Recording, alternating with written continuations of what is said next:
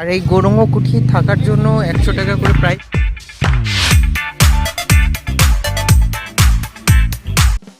নমস্কার সবাইকে, আমি বিক্রম আর তোমরা দেখছো আমার চ্যানেল তোমাদের বিক্রম।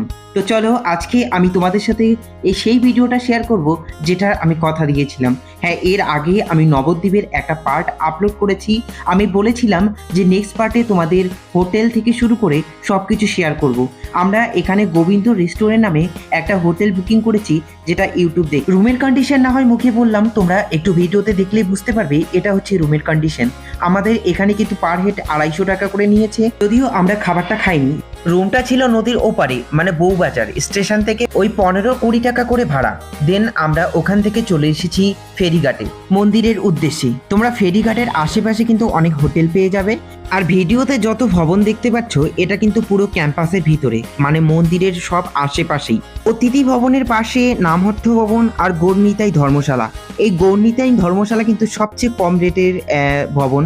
এখানে তোমরা 100 টাকা করে পেয়ে যাবে, কিন্তু তোমাকে স্পটে এসে এখানকার রুম বুক করতে হবে। এই ভবনগুলোতে কিন্তু তোমরা সুবিধে মতো 3-4 জন অথবা 5 জনও থাকতে পারবে।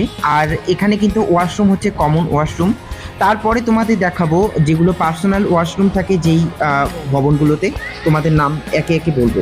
আর তোমরা যদি টোটো ধরে আসো, যদি তোমরা এই ভবনগুলো সরাসরি ভবনে আসতে চাও, তাহলে সবসময় চেষ্টা করবে 4 নাম্বার গেটে নামার।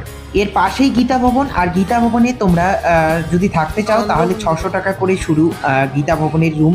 এটা হচ্ছে নিত্যানন্দ কুটির, এই রাস্তা দিয়ে। আর এদিকে চলে গেল গোশালা, সামনে গিয়ে গোশালা।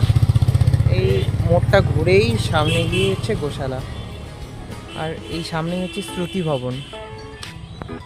তো এখানেও থাকার ব্যবস্থা আছে, নিত্যানন্দ কুটিরেও থাকার ব্যবস্থা আছে। আর এই গৌরঙ্গ কুঠি থাকার জন্য 100 টাকা করে প্রাইস। এই রুমগুলো দেখতে পাচ্ছ, এটা হচ্ছে 100 টাকা করে প্রাইস।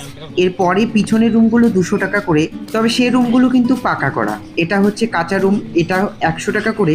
আর এই সব রুম বুক করতে গেলে তোমাদের কিন্তু যেতে হবে নিত্যানন্দ কুটির, মানে একটু আগে যেটা আমি যে রাস্তাটা তোমাদের দেখালাম। এখানকার কন্ট্যাক্ট নাম্বার দিচ্ছি না একটাই কারণে, কারণ এখানে ফোন করে কোনো লাভ নেই।